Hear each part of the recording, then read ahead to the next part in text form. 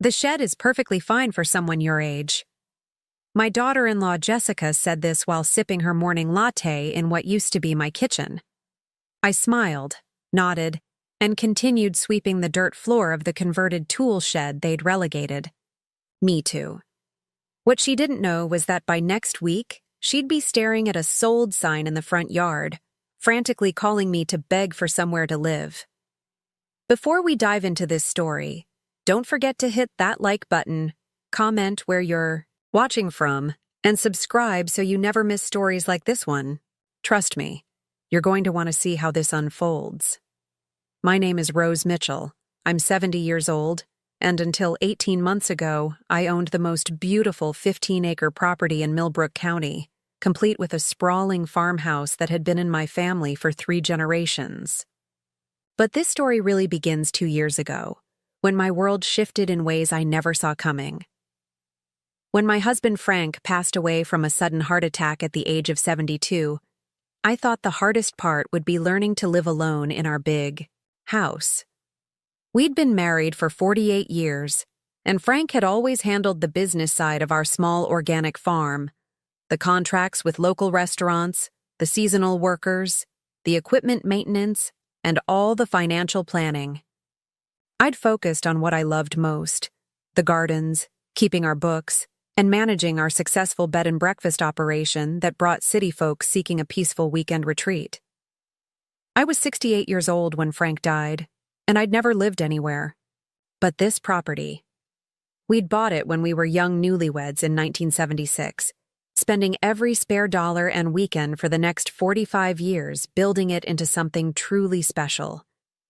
The farmhouse itself was a classic 2-story Victorian that we'd painstakingly restored, complete with wraparound porches, original hardwood floors that gleamed like honey, high ceilings with intricate crown molding, and enough bedrooms to house our B&B guests comfortably.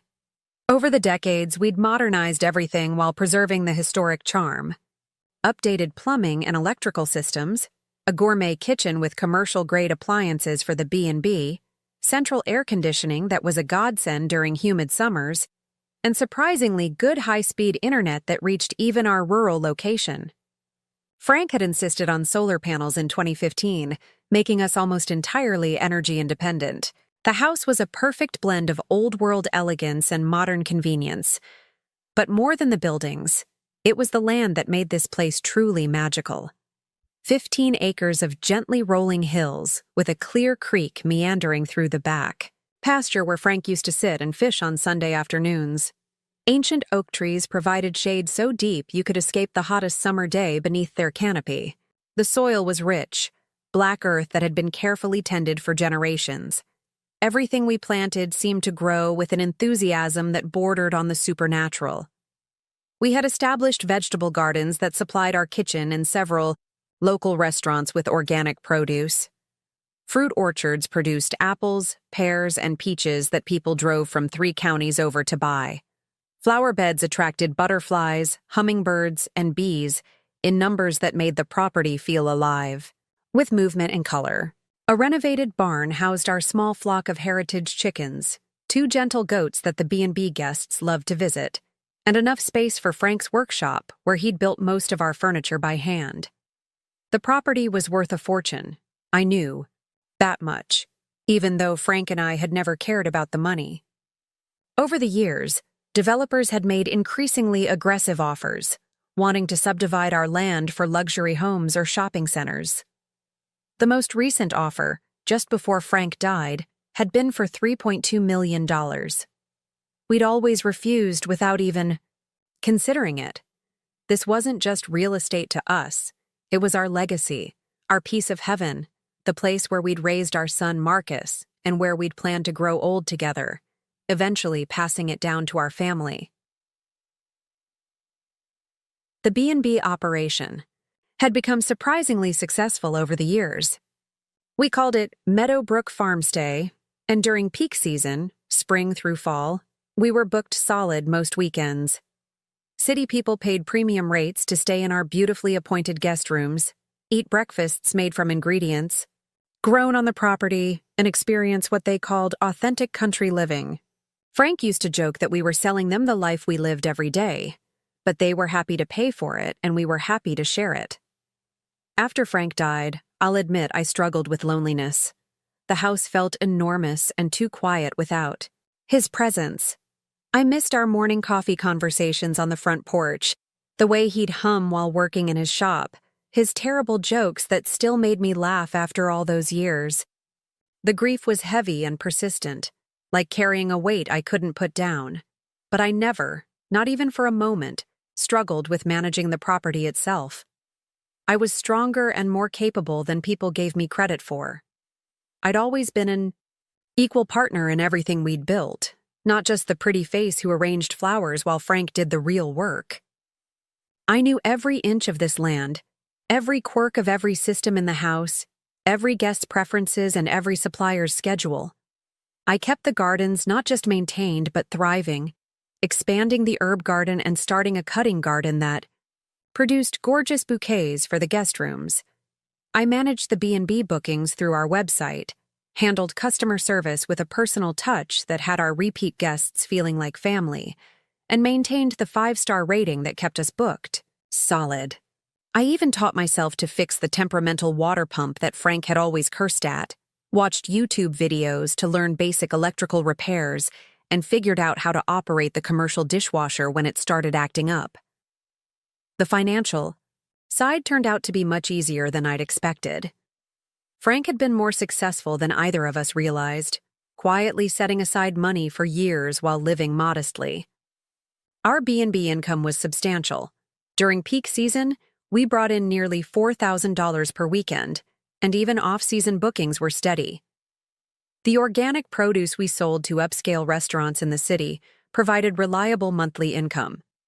Frank's life insurance policy was generous, and our savings account was healthier than I'd known, enough that I could live very comfortably without touching the principal. I was managing just fine on my own, thank you very much. Better than fine, actually. I was discovering parts of myself that had been dormant while Frank was alive. I was more independent, more confident in my decision-making, more willing to try new things. I'd started taking watercolor classes in town, joined a book club, and even begun dating a lovely widower named Harold who appreciated both my cooking and my conversation. But apparently, my son Marcus and his wife Jessica had very different ideas about what a 68-year-old widow was capable of handling. Marcus was 45, our only child, and someone I'd raised to be thoughtful and kind. He'd always been a good son, dutiful, responsible, the kind of man who called his mother every Sunday and remembered birthdays without being reminded. He worked as a financial advisor in the city, lived in a nice suburban house with Jessica and their 2 teenage children, and seemed to have built a comfortable middle-class life. Jessica was 42, a real estate agent who specialized in luxury properties, and someone I'd never quite warmed to in the 15 years since she and Marcus got married. She was perfectly polite, always well-dressed, and said all the right things at family gatherings. But there was something calculating about her that made me uncomfortable. She had a way of evaluating everything: houses, cars, jewelry, even people, with the practiced eye of someone always assessing value and potential profit. Their monthly visits had started innocently enough after Frank's funeral. "Just checking on Mom," Marcus would say, bringing Jessica and sometimes the kids for Sunday dinner. But I began to notice that these visits had taken on a different quality. They weren't coming to spend time with me or enjoy the beauty of the property. They were conducting inspections. "Mom, this place is too much for you," Marcus said during one of these visits, gesturing around the farmhouse kitchen where I was canning tomatoes from my latest harvest. The kitchen counter was covered with mason jars, filled with bright red preserves, the smell of herbs and garlic filling the air. "You can't keep up with 15 acres and a business operation. It's not safe for you to be out here alone." I looked up from the boiling water bath where I was processing the jars, wiping my hands on my apron. "I'm managing perfectly well, Marcus. The B&B is booked through next spring.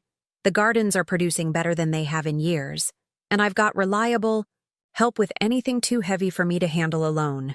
Jessica, who'd been scrolling through her phone at my kitchen table, the same table where Frank and I had shared thousands of meals, looked up with that patronizing smile I'd learned to dread. It was the smile she used with difficult clients, the one that said she was being patient with someone who didn't understand the obvious. "Rose, we're not questioning your abilities," she said in the tone people use with small children. "We're just worried about you. What if something happened? What if you fell or had a medical emergency?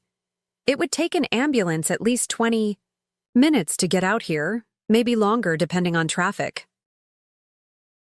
"I have a cell phone that works perfectly well," I replied, continuing to pack tomatoes into jars with practiced efficiency. "Mrs. Henderson from the next property checks on me every day when she walks her dog. Tom Bradley from Bradley Farm helps. Me with the heavy equipment maintenance and anything else I can't handle myself. The UPS driver knows to check if he doesn't see me around the usual time. I'm hardly isolated." Marcus and Jessica exchanged one of their looks, the kind of wordless, marital communication that excluded me from my own conversation.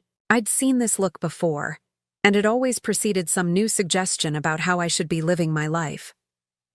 "Mom, we've been talking," Marcus said carefully, settling into Frank's old chair at the head of the table.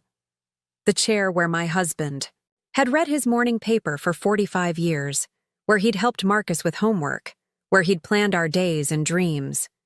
Seeing Marcus sitting there, but with Jessica's agenda behind his words, made something twist painfully in my chest. "We think it would be better if you moved closer to town," he continued. "Somewhere smaller, easier to manage. There are some really nice senior communities these days." "I'm not moving to a senior community," I interrupted, setting down my canning ladle with more force than necessary. "This is my home, Marcus. Your father and I built this life together over nearly 50 years. I'm not giving it up because you think I'm too old to handle it." "But Mom," Jessica chimed in, leaning forward with what she probably thought was a concerned expression. "Think about it practically.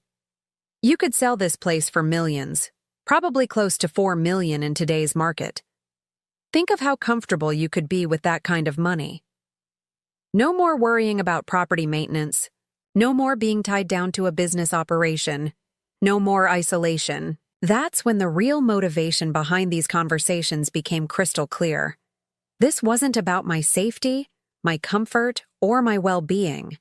This was about my money, my property, the legacy that Frank and I had spent our lives building, drop by drop, board by board, season by season. "And I suppose you two have thoughts about what I should do with all that money from selling my home?"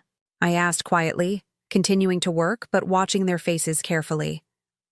Marcus had the grace to look embarrassed, his face reddening slightly as he realized how transparent their motives had become. But Jessica pressed on with the determination of someone who'd already convinced herself that her desires were perfectly reasonable. "Well, obviously we'd want to help you manage it," she said smoothly. "Marcus has extensive experience with financial planning and investment strategies. We could help you find a place that would really suit your needs at this stage of life, make sure your money is working for you, that kind of thing." I looked at my son, this man I'd carried for 9 months, raised through scraped knees and broken hearts, put through college by working double shifts at the local diner, celebrated with at his wedding and the births of his children. I tried to see in his face some trace of the boy who'd helped me plant seedlings in these gardens, who'd named all our chickens and cried when predators got them, who'd promised at his father's funeral that he'd always take care of me. Instead, I saw a middle-aged man who'd stopped seeing this place as his family's heritage and started seeing it as his inheritance. Worse, he'd married a woman who saw it as her retirement plan. "I'm not selling," I said firmly, my voice carrying the authority of someone who'd made final decisions about her own life for 7 decades. "This is my home, and I'm staying here." The visits became more frequent after that conversation, and the pressure more intense and less subtle. They'd arrive with real estate brochures featuring sprawling luxury homes that could be bought with the proceeds from selling my property. They brought printouts of senior living facilities with amenities like pools and activity centers, as if I were a child who could be distracted by shiny objects. They carried increasingly dire warnings about the dangers of living alone, statistics about elderly accidents, and horror stories about other widows who'd waited too long to make practical decisions. "Mom, what happens when you can't climb these stairs anymore?" Jessica would ask, while pointedly looking at the polished wooden staircase that led to the second floor, the same stairs I'd been climbing effortlessly for 45 years. "What happens when the roof needs replacing and you can't afford the repairs?" Marcus would add, conveniently ignoring the fact that I had plenty of money and the roof had been professionally inspected and updated just 3 years earlier. "What happens when you have a medical emergency and there's no one here to help you?" They'd ask in unison, like they'd rehearsed this particular argument. But what really bothered me wasn't their stated concern for my well-being. It was the way they'd started talking about and treating the property like it was already theirs. Jessica would walk through the rooms with the calculating eye of someone planning renovations, making comments about how the kitchen could be updated with granite countertops and stainless steel appliances, how the master bedroom would be perfect for them once they moved in, how they could convert the B&B guest rooms into home offices or entertainment spaces for their friends. Marcus would stand in the barn making plans for what kind of equipment they'd need if they decided to continue farming, or discussing how much they could get for the land if they sold it to developers who were constantly circling like vultures. They'd have these conversations while I was standing right there, as if I'd already died or moved away, as if my opinion didn't matter because I was just an old woman who couldn't see the bigger picture. The absolute breaking point came 6 months after these pressure campaigns had started, when they arrived one crisp October morning with a folder full of papers and the kind of serious, determined expressions people wear when they're about to deliver an ultimatum. "Mom," Marcus said, settling into Frank's chair with an air of authority that made my blood pressure spike, "we need to have a serious conversation about your future." I poured myself a cup of coffee from the pot I'd been drinking from for decades, sat down across from them at my own kitchen table, and noted how Jessica had spread papers out like she was conducting a hostile business takeover in my own home. "We've been doing extensive research," Jessica began, her voice taking on the professional tone she used with real estate clients, "and we think we've found the perfect solution that addresses everyone's concerns." She slid a glossy brochure across the table toward me. It showed a modern apartment complex with manicured landscaping and a sign reading, "Golden Years Independent Living Community." "It's only 15 minutes from our house," Marcus added quickly, like proximity to them was some kind of selling point. "You'd have your own apartment, 1 bedroom, 1 bath, perfectly sized for your needs. But there's a community dining room where you can eat with other people your age, activities planned every day like crafts and movie nights, and medical staff on site 24 hours a day if you need anything." I stared at the brochure, feeling something cold and heavy settle in my stomach. The apartments looked like hotel rooms. The community areas looked like waiting rooms. The residents in the photos all looked like they were posing for a funeral. Home advertisement. "You want me to move to an old folks' home?" I said flatly. "It's not an old folks' home," Jessica said with exaggerated patience, the same tone she'd used to explain basic concepts to a confused child. "It's independent living for active seniors. You'd have your own space and complete autonomy, but with built-in community support and medical supervision." "And what happens to my property?" Another one of those loaded looks passed between them, the kind that confirmed they'd discussed this scenario extensively when I wasn't around. "Well," Marcus said slowly, trying to sound casual about what was obviously a carefully planned proposal, "we could move in here temporarily, just to take care of the place while it's on the market. Make sure everything's properly maintained. Handle the B&B bookings during the transition. Coordinate with real estate agents, that kind of thing. You want to sell my home. Mom, we want you to be practical about your situation," Jessica said, leaning forward with the intensity of someone who'd been building up to this moment for months. "This place is worth at least $3 million, probably closer to $4 million in today's market. You could live very comfortably on that money for the rest of your life, without any of the stress, responsibility, or physical demands of maintaining a property this size. I set down my coffee cup very carefully, the way you do when you're trying not to throw it across the room. And if I refuse? Marcus looked uncomfortable, but Jessica leaned back with the kind of cold determination I was beginning to recognize as her natural state when she didn't get what she wanted. "Rose, we're not trying to force you into anything," she said with the practiced insincerity of someone who was absolutely trying to force me into something. "But we are trying to help you see reason. You're 70 years old, living alone on a huge property, running a business that requires constant physical work and attention to detail. Something is going to happen. It's not a matter of if, it's when. And when it does, we're going to be the ones who have to clean up the mess, handle the crisis, and deal with all the consequences of your stubbornness. So, this is about protecting yourselves from future inconvenience?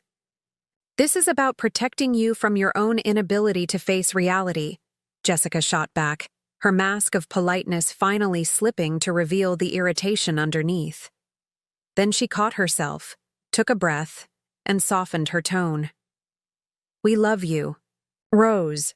We want what's best for you, but we also have to think about practical realities and what's sustainable long-term." I looked at my son, searching his face for some sign of the boy who'd helped me plant vegetable seeds in these gardens every spring, who'd insisted on naming all our chickens and had cried when predators got them, who'd stood beside Frank's grave and promised with tears in his eyes that he'd always take care of me. "Marcus," I said quietly, "what do you think your father would say about this conversation?" He couldn't meet my eyes, looking instead at his hands folded on the table. "Dad would want you to be safe and happy. Your father spent 45 years of his life building this place with me, board by board, garden by garden, dream by dream. He'd want me to hold on to it, to preserve what we created together, to pass it down to our family the way his parents passed their farm down to us. Mom, Dad's gone," Marcus said with a dismissive tone that shocked me with its callousness. "Holding on to the past isn't going to bring him back. At some point, you have to accept reality and make decisions based on what's practical for your future, not what's sentimental about your past." The casual dismissal of everything Frank and I had built together, everything we'd worked for, everything we'd dreamed of preserving for our family, it hit me like a physical blow to the chest. This wasn't just about property or money. This was about erasing the life Frank and I had shared, treating our 48 years of marriage and partnership like it was just holding on to the past. But I didn't argue anymore. I just nodded slowly and said I'd think about their suggestions, because I'd learned something crucial in that conversation. My son and daughter-in-law weren't trying to help me. They were trying to manage me like I was an inconvenient obstacle, standing between them and a valuable piece of real estate. They saw me as a problem to be solved, not a person to be respected, and they had seriously underestimated who they were dealing with. What happened next was something I never could have predicted, not even in my worst nightmares about how low my own family might sink. But I'm getting ahead of myself. Let me tell you about the month that followed that kitchen table ultimatum, because it was during those 4 weeks that I learned exactly what Marcus and Jessica were capable of when they didn't get their way. For the first week after our serious conversation, they left me alone. I actually thought maybe they'd heard something in my voice, seen something in my expression that made them realize I wasn't going to be pushed around. I went about my normal routines, tending the gardens as autumn settled in, hosting my weekend B&B guests, preserving the last of the season's harvest, and almost convinced myself that the worst was over. I was wrong. The campaign that followed was so systematic, so calculated, that I realized they must have been planning it for months. It started with small things that I might have dismissed as coincidences if there hadn't been so many of them in such quick succession. My internet service suddenly became unreliable. The company claimed there were issues with the rural infrastructure, but couldn't give me a timeline for repairs. This was particularly problematic because I managed all my B&B bookings online, communicated with guests through email, and used digital payment systems for most of my business transactions. When I called to complain, I was told that upgrading service to my remote location would require a substantial installation fee and couldn't be scheduled for several weeks. Then my landline started having problems. Calls would drop randomly, static, would interrupt conversations, and sometimes the line would be completely dead for hours at a time. The phone company sent a technician who claimed the problem was with aging infrastructure and that replacing the lines to my property would be expensive and time-consuming. My electricity began experiencing frequent outages that seemed to affect only my property. The power company explained that my section of the grid was particularly vulnerable because of my isolated location, and that installing backup systems or improving reliability would require significant investment. Each of these service disruptions was explained with technical language and bureaucratic policies that sounded plausible on the surface. But when they all happened within 2 weeks of each other, to someone who'd had reliable utilities for 45 years, the pattern was obvious. Marcus worked for a financial services company that had corporate accounts with all the major utility providers. Jessica had real estate connections who knew exactly which bureaucratic strings to pull to create temporary service issues. They were systematically making my life difficult, creating exactly the kinds of problems they'd warned me about, so they could point to them as evidence that I couldn't handle living alone. But the utility sabotage was just the beginning. My regular contractor, Tom Bradley, who'd been helping with property maintenance for over a decade, suddenly informed me that he couldn't continue our arrangement. He was uncomfortable and clearly embarrassed when he delivered the news, standing in my driveway with his hat in his hands like a teenager breaking up with his first girlfriend. "I'm real sorry, Mrs. Mitchell," he said, not quite meeting my eyes. "But I've got to focus on some bigger commercial contracts that just came up. I won't have time for the smaller residential jobs anymore." I'd known Tom since he was a boy working summers for his father's construction business. I'd watched him build his own company, recommended him to other property owners, and considered him almost like family. The idea that he was dropping me for bigger contracts was absurd. My property provided him with steady year-round work, and I paid promptly and generously. "Tom," I said gently, "what's really going on here?" He shifted uncomfortably, looking everywhere except at my face. "It's just business, Mrs. Mitchell, nothing personal." "Is someone paying you more money to stop working for me?" His face flushed red, and I had my answer. "Tom, how long have we known each other?" "Since I was 12 years old, Mrs. Mitchell." "And in all that time, have I ever been anything but fair and honest with you?" "No, ma'am. You've been nothing but good to me and my family." "Then please do me the courtesy of being honest with me now. What did they offer you?" He was quiet for a long moment, staring at his boots. Finally, he looked up with misery written all over his face. "Mrs. Mitchell, they offered me the contract to renovate their whole house, plus some commercial properties Jessica's got listed. It's more work than I usually see in a year, and with my youngest starting college next fall." He trailed off, but I understood. "They told you that if you kept working for me, you wouldn't get those contracts." He nodded miserably. "It's okay. Tom, I understand. You have to do what's best for your family."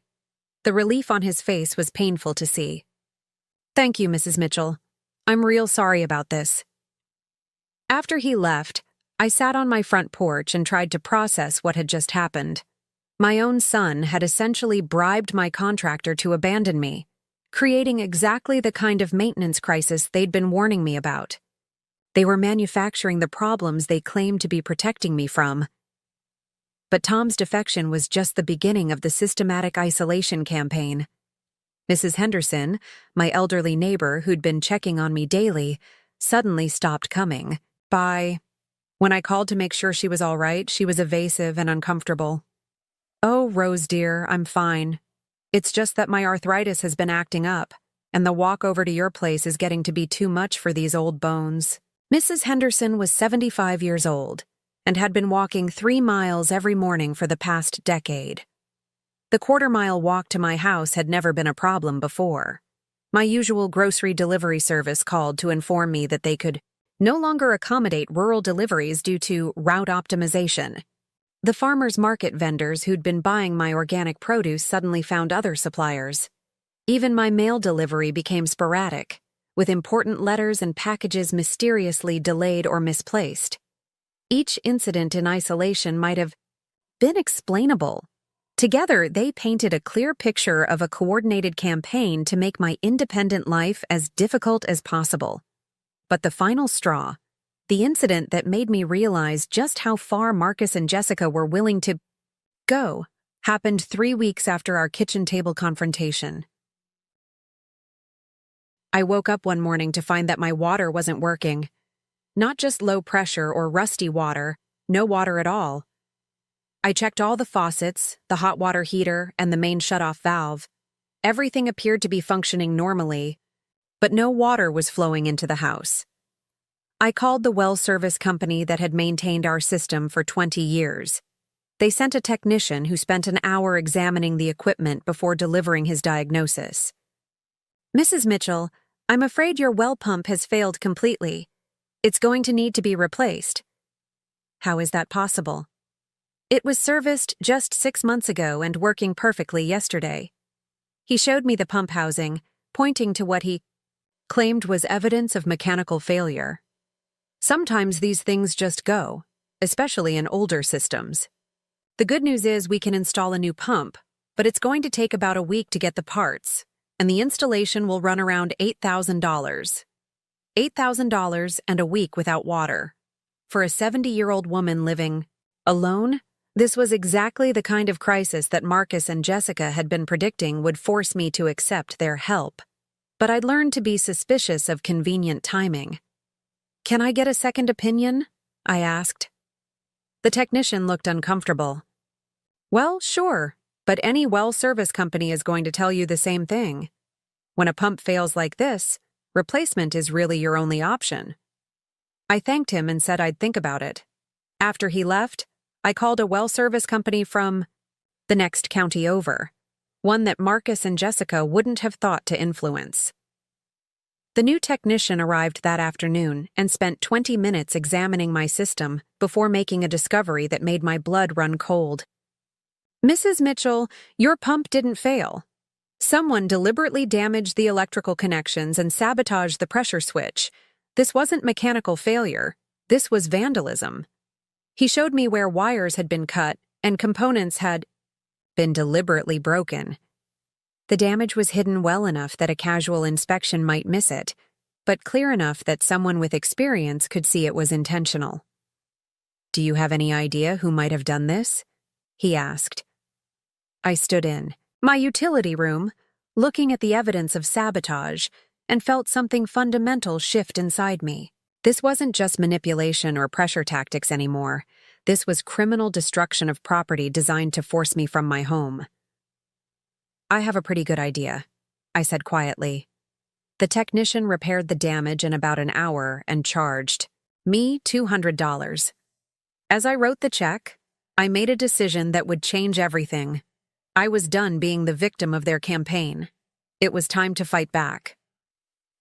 That evening, I called a meeting with Marcus and Jessica. I used my newly restored landline to reach Marcus at home, and I made sure my voice carried just the right note of defeat and desperation. "Marcus, I need you and Jessica to come out here tomorrow. I'm ready to discuss your suggestions about selling the property." I could hear the satisfaction in his voice when he replied, "Of course, Mom. We'll be there first thing in the morning. I think you're making the right decision." They arrived the next day with barely concealed triumph written all over their faces. Jessica carried a leather portfolio that I suspected contained pre-drafted legal documents, and Marcus had the look of someone who'd already mentally spent the money from selling my property. We sat in the living room this time, rather than the kitchen. I wanted them comfortable, confident, ready to reveal exactly what they'd been planning. "I've been thinking about everything you said," I began, letting my voice carry a tremor of uncertainty. "And I have to admit, these past few weeks have been difficult. The internet problems, the phone issues, Tom saying he can't help with maintenance anymore. And then yesterday the well pump failed." "Oh no," Jessica said with perfectly performed concern. "How much is that going to cost to repair?" $8,000. And it could take a week or more to get the parts. Marcus leaned forward with what he probably thought was sympathetic attention. "Mom, this is exactly what we've been worried about. These kinds of unexpected expenses and service interruptions are only going to get worse as the infrastructure ages and you get older." "You're probably right," I said, allowing a sigh to escape. "I'm starting to think I've been foolish, trying to hold on to this place by myself." The look that passed between them was pure predatory satisfaction. They thought they'd won. "So, Jessica said carefully, are you ready to seriously consider our suggestions about finding a more suitable living situation?" "I think so, but I have some questions about the logistics." For the next hour, I let them explain their plan in detail. They'd already researched senior living facilities and had narrowed it down to 3 options, all of which happened to be expensive enough to require selling my property to afford. They'd spoken to real estate agents and had preliminary estimates that the property could sell for between $3.5 and $4.2 million. Marcus had prepared financial projections showing how the proceeds could be invested to provide me with comfortable income for the rest of my life, though I noticed that his calculations assumed he would be managing those investments for a reasonable fee. Jessica had brochures for estate sale companies that could handle disposing of my excess belongings, and she'd already identified which pieces of my furniture and artwork would be suitable for a smaller living space. They had thought of everything. Every detail had been planned. Every obstacle had been anticipated. Every aspect of dismantling my life had been researched and organized. "There's just one thing I'm confused about," I said when they finished their presentation. "What's that?" "Mom? Well, you keep talking about how concerned you are for my safety and well-being, but some of the problems I've been having lately seem convenient for your argument." Marcus looked puzzled. "What do you mean?" "I mean, it's interesting that all these service issues started right after our conversation about selling the property. And it's remarkable how Tom suddenly got better job offers that required him to stop working for me. And I'm particularly curious about how my well pump failed in a way that looks suspiciously like sabotage. The color drained from both their faces." "Mom, what are you suggesting?" Marcus asked, but his voice had lost its confident tone. "I'm suggesting that you've been systematically creating the problems you claim to be protecting me from. I'm suggesting that you've been manipulating my service providers, bribing my contractor, and possibly even committing criminal acts to force me into selling my home." Jessica recovered first, her real estate training kicking in. "Rose, that's a very serious accusation. Do you have any proof of these claims?" I smiled at her, the same patient, patronizing smile she'd been giving me for months. "As a matter of fact, I do." I reached into the side table drawer and pulled out a folder containing documentation I'd been gathering for the past week. Photos of the sabotaged well equipment, written statements from the honest technician who'd repaired it, records of the suspicious timing of all my service disruptions, screenshots of online reviews mentioning that my internet service provider had been mysteriously reliable for everyone else in the area. But the most damning piece of evidence was a recording I'd made of my conversation with Tom Bradley's teenage son, who'd felt guilty about his father's sudden change of heart and had confided in me about the conversation between Tom and Marcus. I set the folder on the coffee table between us and watched their faces as they realized how much I knew. "Here's what's going to happen," I said, my voice calm and steady. "You're going to leave my property right now, and you're not going to contact me again unless I specifically invite you to do so. You're going to stop interfering with my service providers, stop bribing my contractors, and stop sabotaging my way. Utilities. Mom, I think you're overreacting, Marcus started to say. I'm not finished, I interrupted, and something in my tone made him stop talking immediately. If I discover any further interference with my life or my property, I'm going to file criminal charges for vandalism, harassment, and conspiracy. I'm also going to file a civil lawsuit for damages and emotional distress. Jessica's face had gone from pale to red. You can't prove anything. And even if you could, we're family. No court is going to— Jessica, I said quietly, you're a real estate agent. You know that property crimes are taken very seriously, especially when they involve elderly victims. You also know that real estate licenses can be revoked for criminal convictions. Are you really willing to risk your career for this? She opened her mouth to argue, then closed it again. And Marcus, I continued, you work in financial services. How do you think your employer would react to learning that you've been involved in a scheme to defraud an elderly relative? How would your professional reputation survive criminal charges related to elder abuse? Marcus looked like he was going to be sick. Mom, you never meant to get caught, I finished. But you did. And now you're going to live. With the consequences. I stood up and walked to the front door, holding it open for them. I suggest you leave now, before I change my mind about giving you this one opportunity to walk away. They gathered their papers and portfolios with shaking hands, moving like people in a daze. As they reached the door, Marcus turned back to me with tears in his eyes.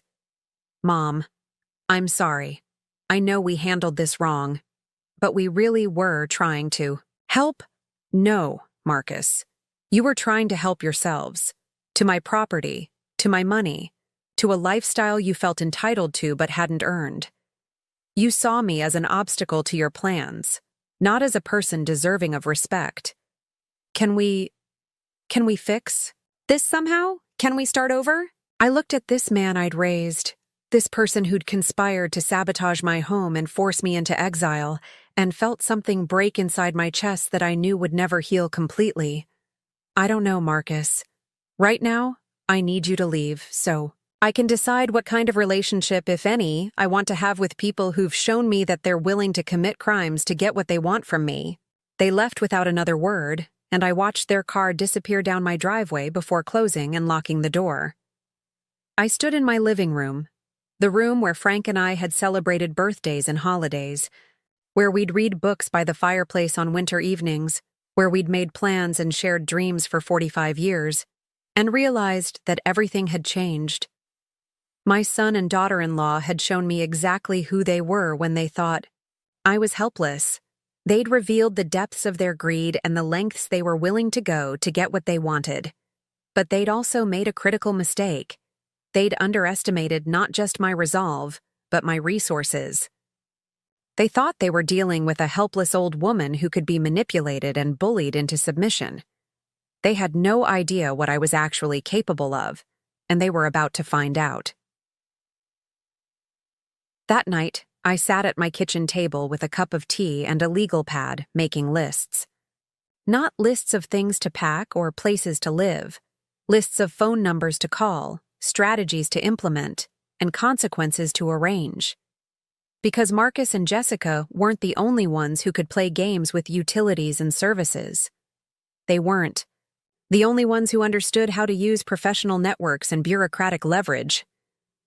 The difference was, I had 45 years of community connections, business relationships, and accumulated goodwill that they couldn't even imagine. I had resources they didn't know about, allies they'd never considered, and options they couldn't predict.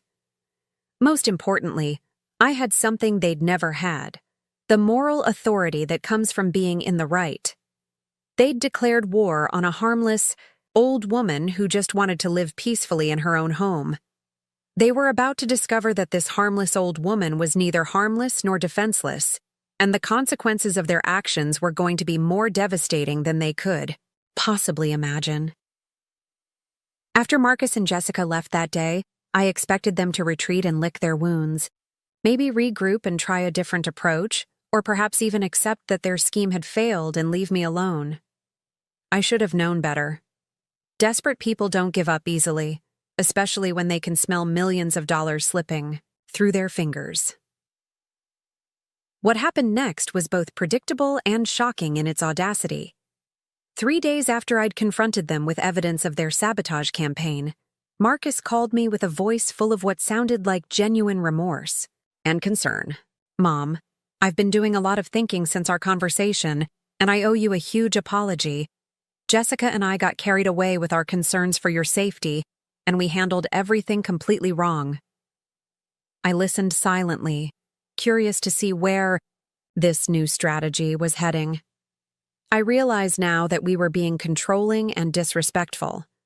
You're a strong, capable woman who has every right to make her own decisions about her life and her property. We should have trusted your judgment, instead of trying to manipulate the situation.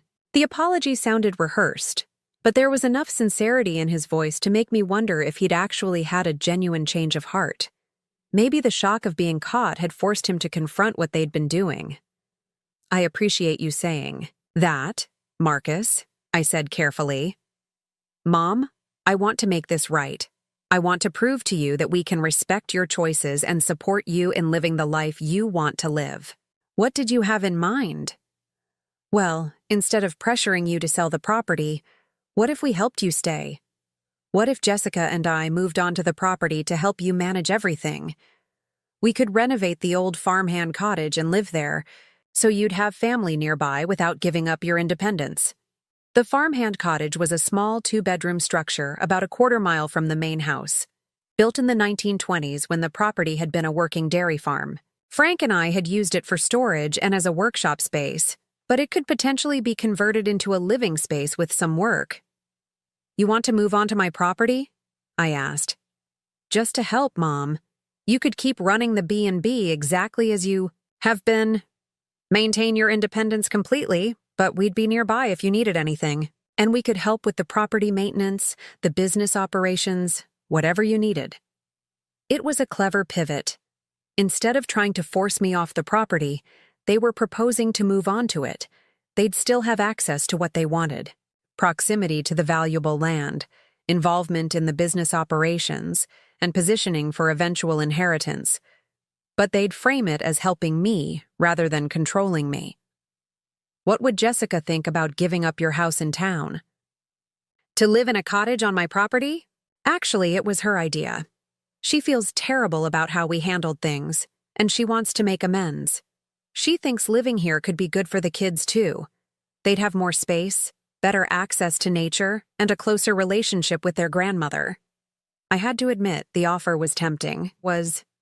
The isolation that Marcus and Jessica had artificially created over the past month had reminded me how much I'd enjoyed having family around when the kids were younger, and having help with property maintenance would genuinely be useful, especially as I got older. But I was also deeply suspicious of this sudden transformation from manipulation to selfless assistance. "I'd need to think about it," I said. "Of course. Take all the time you need. But Mom, I want you to know that this offer comes with no strings attached. The property would remain entirely yours,